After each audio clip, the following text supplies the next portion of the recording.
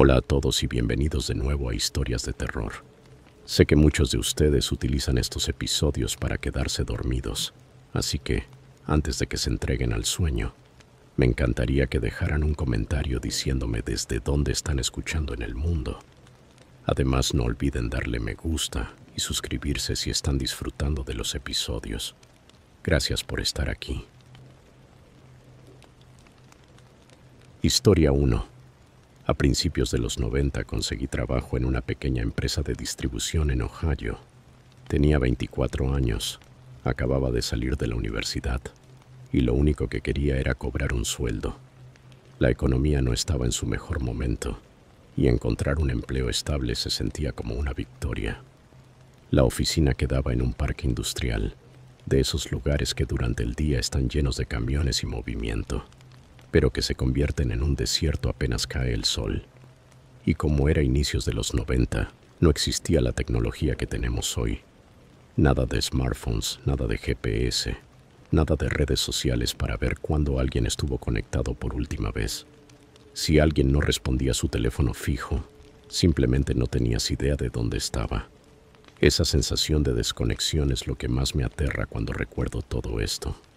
La empresa era pequeña, tal vez unos 15 empleados en total. El dueño era un hombre llamado el señor J. Estaba en sus finales 40, un tipo corpulento que siempre vestía trajes baratos con un olor a tabaco rancio y mentas. No era agresivo de manera evidente, pero tenía una forma de moverse que te hacía sentir incómodo. Era demasiado silencioso. Caminaba sobre la punta de los pies, así que nunca lo escuchabas llegar hasta que ya estaba parado justo detrás de tu silla. Y luego estaba Tiffany. Tiffany era la recepcionista y asistente administrativa. Tenía 22 años. Era alegre, simpática y trataba bien a todo el mundo. Fue la primera amiga que hice allí. Solíamos almorzar juntos en su Honda Civic o sentarnos en la acera detrás del almacén cuando el clima estaba agradable. Hablábamos de cosas normales, música y lo mucho que odiábamos el sistema de archivos. Pero después de unos 6 meses, nuestras conversaciones cambiaron. Noté que el señor Jay estaba cerca de Tiffany con demasiada frecuencia, mucho más de lo que tenía sentido por trabajo.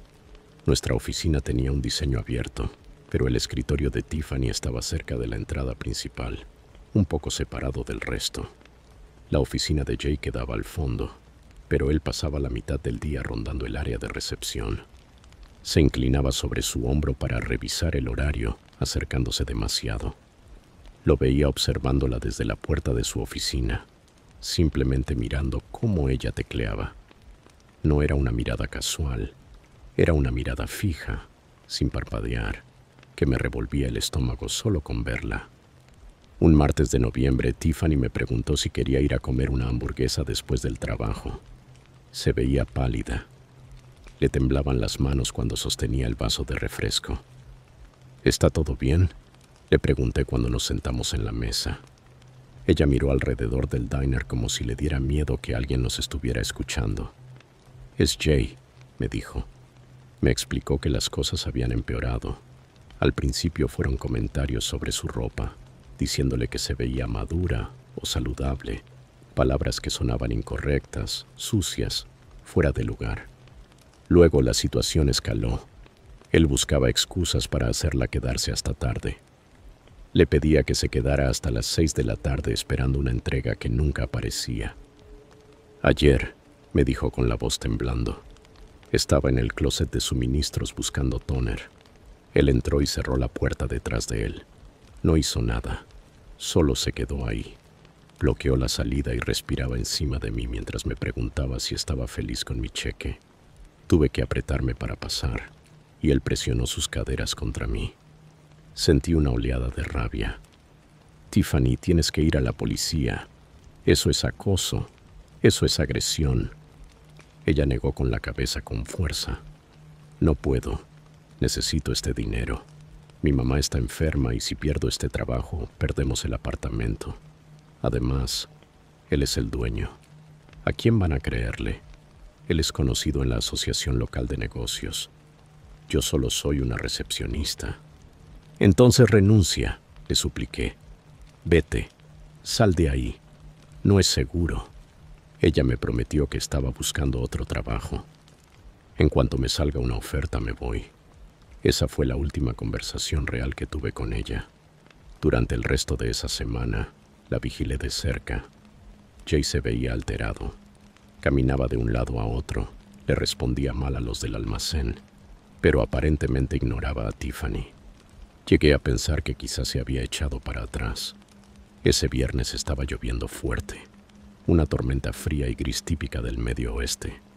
A las 5 de la tarde todos corrían hacia sus carros. Saludé a Tiffany desde su escritorio en recepción. Ella se estaba poniendo el abrigo. «Nos vemos el lunes», me dijo. Sonrió, pero esa sonrisa no le llegó a los ojos. «Maneja con cuidado», le respondí. La vi caminar hacia su carro, subirse y salir del estacionamiento. Esa fue la última vez que alguien vio a Tiffany con vida. El lunes en la mañana su silla estaba vacía. La rareza se sintió de inmediato. Tiffany jamás llegaba tarde. En los 8 meses que yo había trabajado allí, ella no había faltado ni un solo día por enfermedad. A las 10 de la mañana la oficina ya estaba llena de murmullos. Yo caminé hacia la oficina de Jay. La puerta estaba abierta. Él estaba sentado leyendo el periódico, increíblemente tranquilo. «Señor Jay», le dije, «¿ha sabido algo de Tiffany? No está en su escritorio». Él ni siquiera levantó la vista de inmediato. Dio un sorbo a su café y luego giró lentamente sus ojos hacia mí. «Tiffany. Sí, me llamó el fin de semana. Renunció». Me quedé helado. «¿Renunció?» «Asuntos personales», dijo Jay seco. Dijo que tenía una emergencia familiar y que debía mudarse fuera del estado. Es una lástima. Era buena mecanógrafa. Ella no me dijo nada. Respondí con el estómago retorcido. «Somos amigos». Se habría despedido. Los ojos de Jay se entrecerraron. Su rostro se endureció. «La gente guarda secretos, muchacho. Ahora vuelve al trabajo. Tenemos pedidos que cumplir». Regresé a mi escritorio con el corazón golpeándome el pecho. Era mentira. Yo sabía que era mentira. Tiffany no se habría ido sin decirme nada, y mucho menos se mudaría a otro estado de la nada, teniendo a su mamá enferma a quien cuidar. Esa noche intenté llamarla a su casa. El teléfono sonó y sonó sin respuesta. Al final cayó en una contestadora, pero la cinta estaba llena. El martes conduje hasta su edificio. Su carro no estaba. Toqué la puerta, pero nadie contestó. Quise llamar a la policía en ese mismo instante, pero dudé. Tal vez sí se fue. Tal vez la emergencia fue tan grave que entró en pánico y se largó. Yo era joven y también tenía miedo de perder mi trabajo. Me convencí de que quizás Jay decía la verdad. Pasaron 2 meses. El ambiente de la oficina se volvió tóxico. Jay contrató a una temporal, una mujer mayor que casi no hablaba. Jay, por su parte, se volvió impredecible. Algunos días estaba eufórico, riéndose demasiado fuerte de chistes que ni siquiera daban risa. Otros días se encerraba en su oficina durante horas. Yo seguía buscando señales de Tiffany. Revisé obituarios, revisé las noticias locales. Nada. Era como si se hubiera desvanecido. Y entonces llegó el día en que todo se rompió. Era un martes por la tarde en enero. Yo estaba haciendo inventario cuando un sedán negro se estacionó frente a las puertas de cristal. Se bajaron 2 hombres con trajes, seguidos por un policía uniformado. Pasaron directo frente a la recepcionista y entraron en la oficina de Jay. A través de las paredes de cristal de su oficina podíamos verlo todo. Jay se levantó, al principio indignado. Comenzó a gritar señalando la puerta. Los detectives no se inmutaron. Se quedaron ahí, hablando con calma. Entonces vi cómo le cambiaba la cara a Jay. Se le fue el color. Se dejó caer pesado en su silla. Parecía un globo al que le hubieran sacado todo el aire. Estuvieron allí cerca de 1 hora. La oficina entera dejó de trabajar. Solo mirábamos.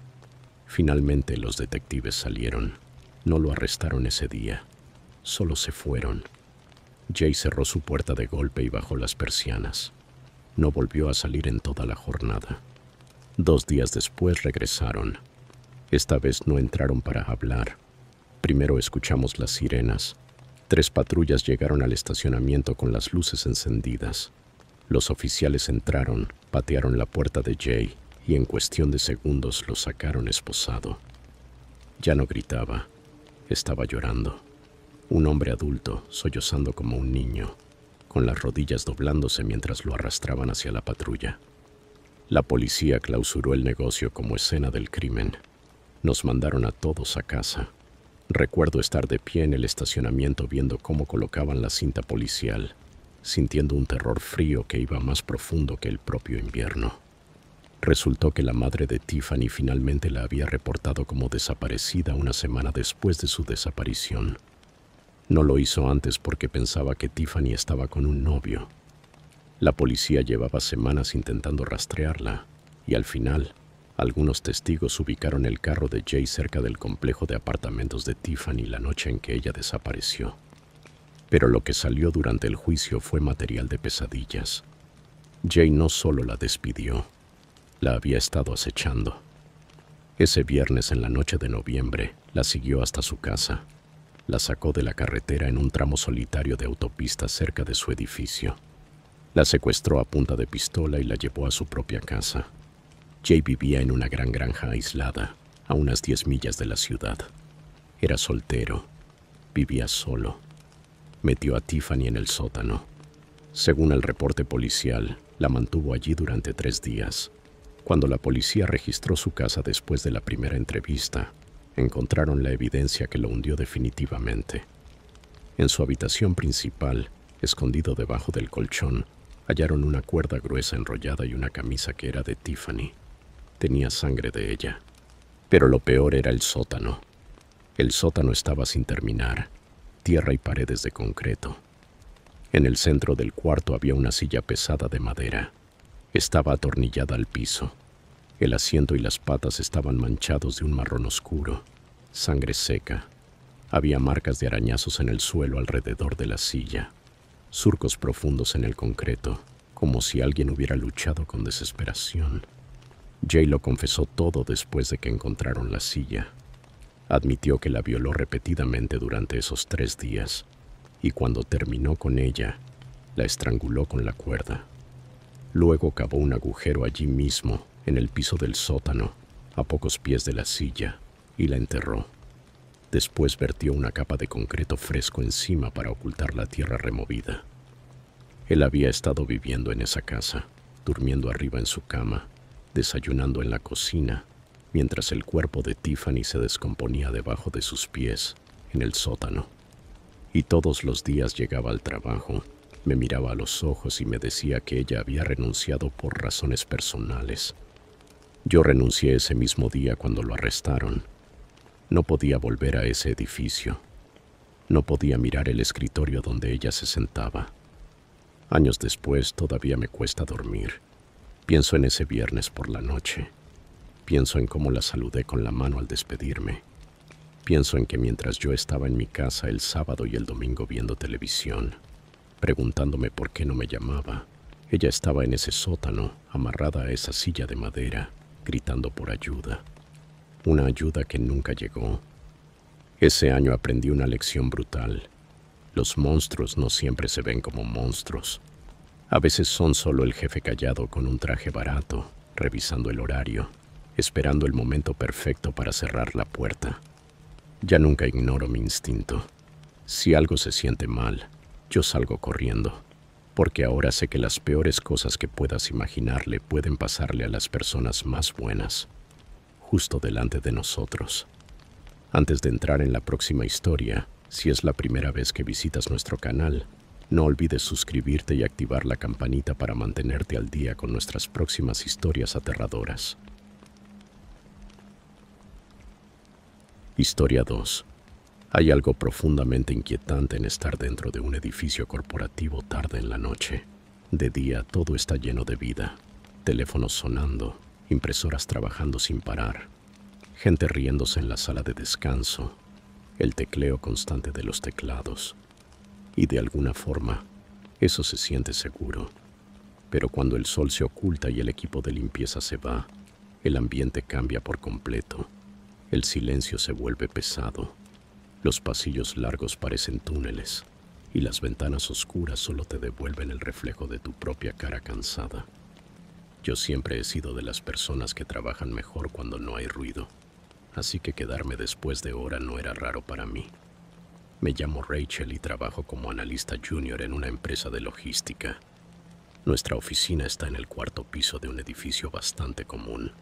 Es un espacio abierto con filas de cubículos y las oficinas de los gerentes, de paredes de vidrio, rodean el perímetro. Esto pasó hace unos 2 años, en noviembre. Era jueves y nos estábamos acercando al cierre del trimestre fiscal, así que todo el mundo andaba estresado.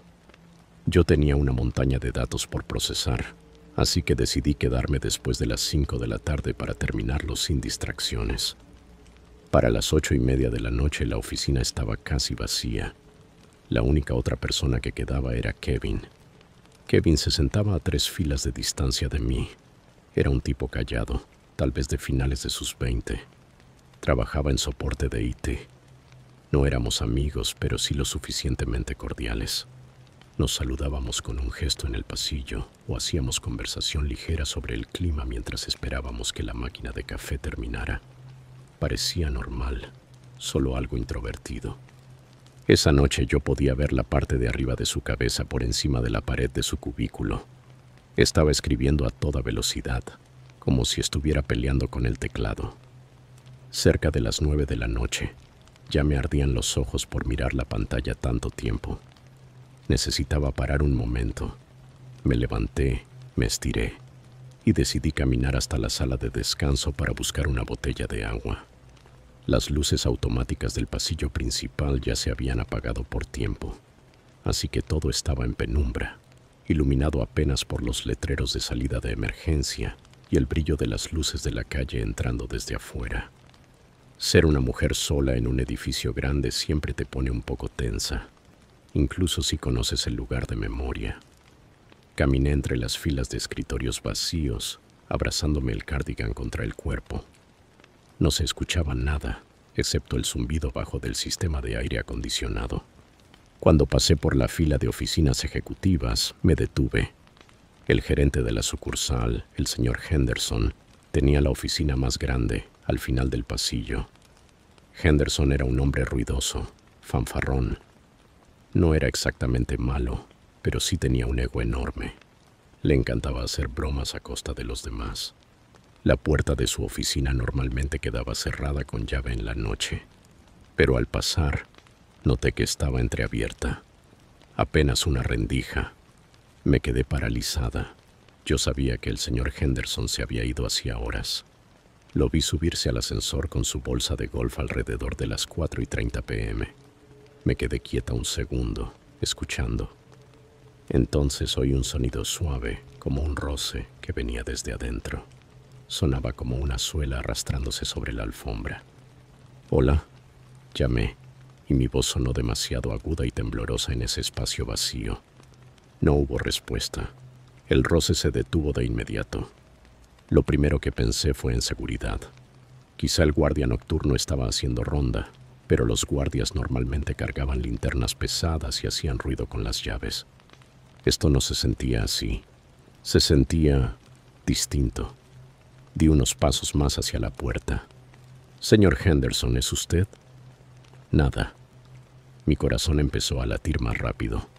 La lógica me decía que lo mejor era irme, volver a mi cubículo o llamar a seguridad desde recepción. Pero la curiosidad es una cosa peligrosa.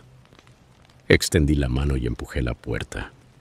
La oficina estaba oscura, pero las persianas estaban levantadas, dejando entrar la luz de la ciudad. Y había alguien allí, parado detrás del enorme escritorio de roble del gerente. Se me escapó un jadeo y manoteé buscando el interruptor de luz en la pared. Las luces fluorescentes parpadearon y se encendieron, bañando el lugar con una claridad blanca y dura. Kevin estaba allí. No estaba frente a la computadora. No parecía estar robando archivos. Estaba de pie justo detrás de la silla del gerente. Llevaba puestos guantes de látex azules, del tipo que usa el personal de limpieza.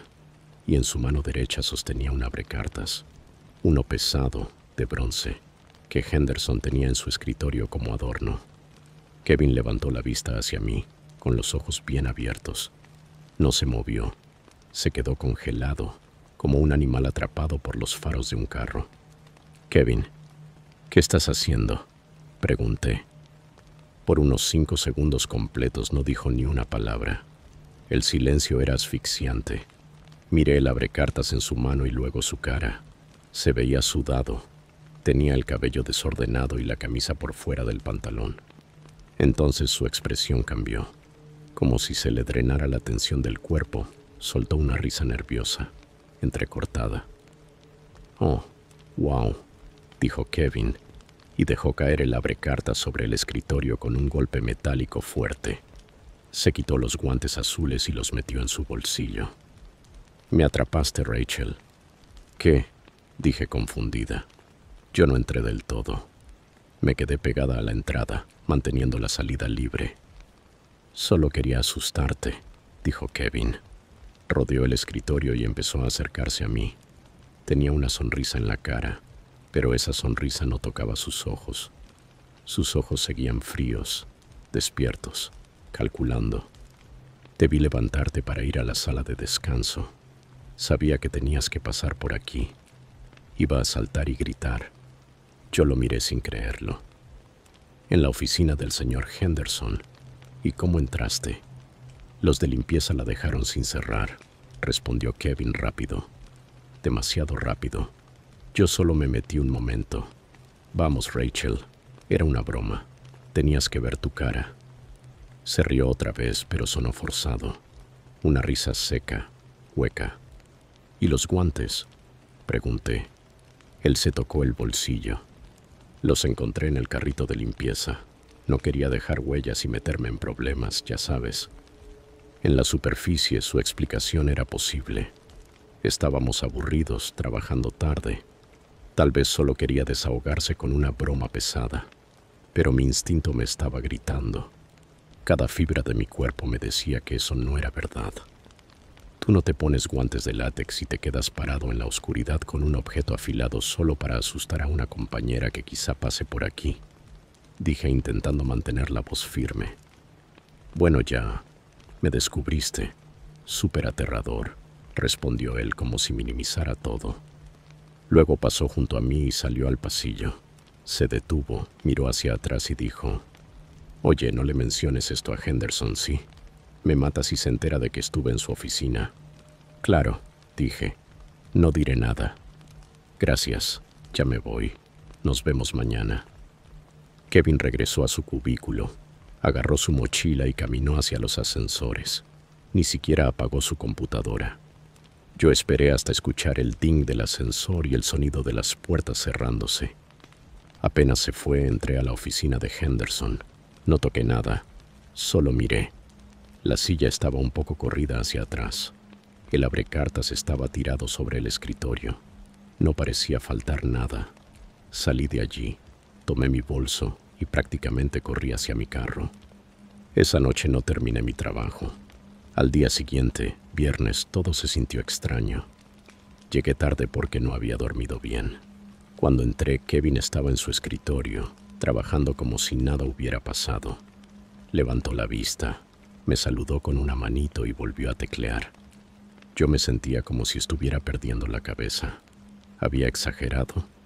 De verdad había sido una broma tonta pero elaborada. El señor Henderson llegó alrededor de las 10 de la mañana. Andaba de buen humor, ruidoso como siempre. Lo vi entrar a su oficina y vi a Kevin mirarlo. Eso fue lo que me heló de verdad. Kevin no estaba mirando su pantalla. Estaba mirando por encima de la pared del cubículo, con los ojos clavados en la puerta de vidrio de Henderson. Y tenía una expresión de odio concentrado, intenso. No era la cara de alguien planeando una broma. Era la cara de alguien esperando algo. Intenté concentrarme en lo mío, pero no pude. Cada vez que me levantaba, veía a Kevin observando al gerente. A la hora de almuerzo, me fui a mi carro solo para alejarme de la oficina. Pensé en decirle a alguien, pero ¿qué iba a decir exactamente? Kevin estaba parado en una oficina. Él tenía una excusa. Yo no tenía pruebas de que estuviera haciendo algo mal, así que decidí quedarme callada. Pero me hice una promesa: nunca más volver a estar sola en la oficina con Kevin. Pasó el fin de semana sin nada fuera de lo normal. Llegó el lunes y también pasó. Pero el martes en la mañana, cuando entré al edificio, había caos. 2 carros de policía estaban estacionados justo frente a la entrada, con las luces encendidas. Dentro del lobby la gente susurraba y se juntaba en grupos. Miré alrededor y vi al señor Henderson hablando con un oficial. Se veía pálido, y eso era raro en él. Subí al 4º piso. Había seguridad por todas partes. Y el cubículo de Kevin lo estaban vaciando, metiendo sus cosas en cajas. ¿Qué pasó?, le pregunté a Sara, la recepcionista. Ella se veía aterrada. Arrestaron a Kevin, me dijo. En el estacionamiento esta mañana. Encontraron un arma en su carro. Sentí que el estómago se me hundía. ¿Un arma? Es una locura, dijo acercándose para hablar en voz baja. Al parecer él tenía todo un plan. No la llevaba por protección. Iba a hacerlo hoy. Se me fue la sangre de la cara. Caminé hasta la sala de descanso y me senté. Unas horas después la historia completa empezó a circular entre rumores.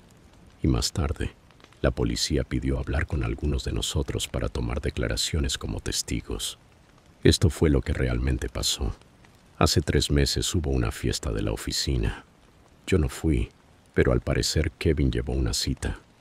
Una chica llamada Jessica, con la que había estado saliendo por unas semanas. Él estaba muy serio con ella. Incluso decía que con el tiempo pensaba proponerle matrimonio. En esa fiesta el señor Henderson había estado bebiendo. Hizo un show y, según contaron, hizo comentarios extremadamente groseros y vulgares sobre la apariencia de Jessica delante de todos. Se burló de su vestido e hizo una broma insinuando que Kevin debía estar pagándole para que saliera con alguien como él. Jessica quedó humillada. Se fue llorando. Una semana después terminó con Kevin. Le dijo que no soportaba la vergüenza y que no quería estar relacionada con el ambiente de su trabajo. Kevin no explotó de inmediato. Se lo tragó. Dejó que la rabia se le acumulara por meses. La policía encontró un diario en su apartamento. Y en ese diario, él llevaba semanas planeando matar al señor Henderson. Pero lo que todavía me quita el sueño es lo que la policía me dijo durante mi entrevista. Yo les conté lo del jueves en la noche, cómo encontré a Kevin en la oficina con los guantes y el abrecartas. El oficial me miró con una expresión dura. ¿Usted dijo que él estaba detrás del escritorio?, preguntó. Sí, respondí. ¿Y tenía un abrecartas? Sí. El oficial suspiró y cerró su libreta. Él no estaba ahí para hacerle una broma, señora. Encontramos marcas en la parte de abajo de la silla del gerente. Había estado aflojando lentamente los tornillos que sostienen el asiento a la base. También manipuló el resorte de tensión. ¿Por qué?, pregunté. Quería que la silla colapsara, dijo el oficial. Pero ese no era el plan principal. El oficial hizo una pausa. Esa noche él no estaba simplemente aflojando tornillos. Estaba practicando. Practicando, ensayando el movimiento, explicó. Quería saber exactamente cuánta fuerza se necesitaría para clavar ese abrecartas a través de la parte trasera de la silla si Henderson estuviera sentado. Estaba probando ángulos. Quería que pareciera un accidente o un ataque repentino. El oficial se quedó callado un instante y luego añadió: pero cuando usted entró, él tuvo que improvisar. Entonces remató con algo que me dejó helada. La razón por la que llevaba esos guantes no era para evitar huellas en el carrito de limpieza. Era porque había cubierto el mango del abrecartas con una resina para tener mejor agarre. Tragué saliva. Si usted no hubiera entrado, quizá habría esperado a que Henderson llegara a la mañana siguiente. Volví mentalmente a esa noche, la oscuridad, el silencio. Kevin parado allí con los guantes azules, diciendo que solo quería asustarme. Pero la realización más perturbadora me golpeó después. Cuando lo confronté, él estaba entre yo y la única salida. Tenía una punta metálica afilada en la mano. Estaba lleno de adrenalina y furia. Si yo lo hubiera empujado, si hubiera dicho la frase equivocada, o si hubiera intentado llamar a seguridad en ese mismo instante, no creo que él me hubiera dejado salir. No era solo un compañero quedándose tarde en el trabajo. Era un hombre que había perdido todo lo que le importaba y que había decidido culpar a una sola persona por eso.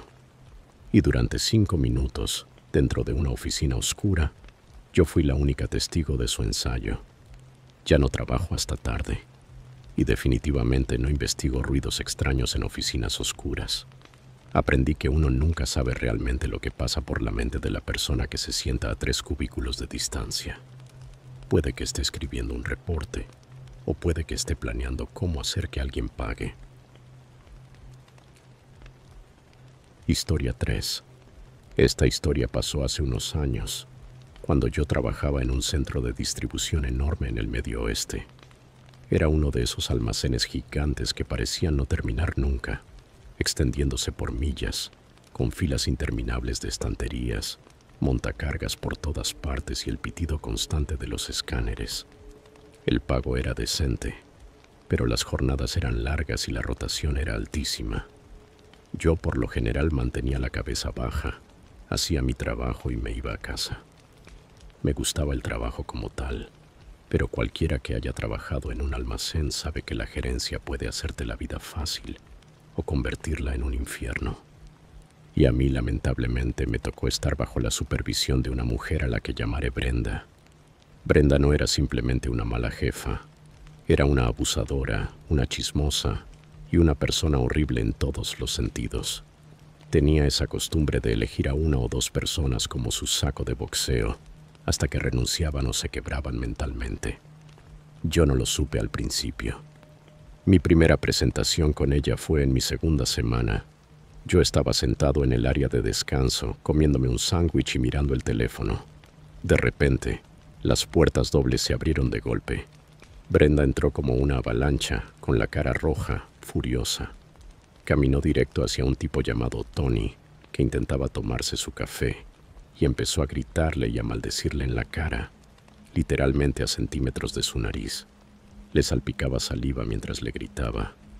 Estaba despotricando porque un pallet estaba mal apilado, pero el nivel de rabia era absurdo. Era como ver a un animal salvaje fuera de control. Todo el mundo en la sala de descanso bajó la vista a la mesa, muertos del miedo, evitando contacto visual. Tony se quedó ahí sentado, temblando. Eso debió ser mi señal para salir corriendo, pero yo necesitaba el dinero. La oficina de Brenda estaba dentro del mismo almacén, un cubículo de vidrio en el piso principal donde ella hacía su trabajo administrativo, y tenía la costumbre de chismear ahí adentro con la puerta completamente abierta. Hablaba de divorcios ajenos, problemas financieros, asuntos médicos, todo a voz alta, al alcance de cualquiera que pasara cerca. Me daba asco. Una cosa es cuando un compañero chismea con otro, pero es algo totalmente distinto cuando una supervisora habla así, sin pudor, de la vida de las personas que están bajo su mando. Eso creaba un ambiente tóxico y paranoico, donde nadie confiaba en nadie. Un día cometí un error. Estaba hablando con otro supervisor, un tipo amable llamado Morrell, y mencioné de forma casual que me incomodaba que Brenda estuviera ventilando los chismes en voz alta con la puerta abierta. Yo no hice un reporte oficial, solo me desahogué. Grave error. Brenda se enteró. No sé si Morrell se lo dijo o si ella estaba escuchando por ahí cerca, pero al día siguiente el ambiente cambió. Ella decidió convertirme en su nuevo objetivo. Y durante los siguientes 6 meses, mi vida se volvió una pesadilla despierta. Brenda no se limitó a supervisarme, me cazaba. Todo empezó con los chismes, pero de una forma más retorcida. Comenzó a hacerlo frente a mí. Yo entraba a la oficina a buscar un manifiesto y ella miraba a la persona con la que hablaba. Ponía los ojos en blanco y soltaba comentarios como: "Y entonces tienes gente que se cree demasiado buena como para barrer el piso", y lo decía mirándome directamente. Después vino el apodo. Una tarde me llamaron a la oficina. Cuando entré, Brenda todavía no se había dado cuenta de que yo estaba ahí. Ella estaba en el teléfono y soltó: «Sí, la rata viene para acá ahora». Me vio, colgó y sonrió con esa expresión de burla. Desde ese momento empecé a escuchar susurros de la rata cada vez que caminaba por los pasillos, y su actitud pasivo-agresiva era constante. Si yo hacía una pregunta, ella soltaba un suspiro largo, exagerado, como si yo fuera la persona más estúpida sobre la tierra. Y cuando necesitaba un código de override de supervisión en el escáner, algo que literalmente me dejaba parado sin poder trabajar hasta que ella lo hiciera, ella me ignoraba a propósito. Yo podía quedarme ahí 10 minutos esperando mientras ella se entretenía con su teléfono, y luego me ponía un reporte por robo de tiempo, porque no estaba trabajando. Pero después se puso más raro, lo psicológico. Una tarde yo estaba en el vestidor de mujeres, cambiándome los zapatos de seguridad. Solo estábamos ella y yo. Yo estaba sentada en una banca y ella en su casillero. De repente escuché un sonido bajo, gutural. Levanté la mirada hacia el espejo. Brenda estaba mirando la parte de atrás de mi cabeza y estaba gruñendo. Gruñendo de verdad como un perro. Me giré, en shock. «Disculpa». Ella no dijo nada.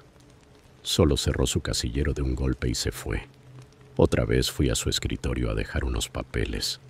Ella tomó un montón de hojas y se las puso frente a la cara para que yo no pudiera verla. Pero no cubrió completamente sus ojos.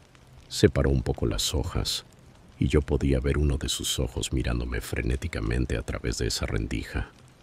Me recorrió un escalofrío. En ese punto ya no era bullying normal. Ella parecía mentalmente inestable. El punto de quiebre llegó con la evaluación de rendimiento. Me llamó a la oficina y me dijo que tenía que ponerme las pilas, que estaba retrasando al equipo. Yo busqué los números. «Yo revisé las métricas, Brenda», le dije con la voz temblando. «Soy la segunda persona más productiva del departamento y tengo la segunda tasa más baja de errores». Ella sonrió. Esa sonrisa fría, muerta. «Los números se pueden manipular. Tu actitud es el problema». Una semana después yo tuve un colapso. Brenda comenzó a humillarme en el piso del almacén, delante de otros 2 supervisores y del gerente de la planta. Me estaba gritando que yo era inútil, que era la rata, que era un desperdicio de nómina. El gerente solo se quedó ahí, incómodo, sin hacer nada. Yo le había hablado del comportamiento de ella la semana anterior, y no hicieron nada. Sentí que las lágrimas me subían y no pude detenerlas. Tiré el escáner al piso y me alejé, hiperventilando. Estaba lista para irme del trabajo en ese instante, pero alguien me estaba cuidando. Una señora mayor, callada, que trabajaba en empaque, lo vio todo. Ella llamó a la línea ética corporativa y logró que el gerente regional, el jefe del jefe, se pusiera al teléfono. La gerente regional me llamó directamente al celular mientras yo estaba sentada en el carro llorando. Me pidió que explicara todo. Me guiaron para hacer un reporte oficial de recursos humanos que fue directo a la oficina central, saltándose al gerente local. A Brenda le dieron una última oportunidad, una advertencia final.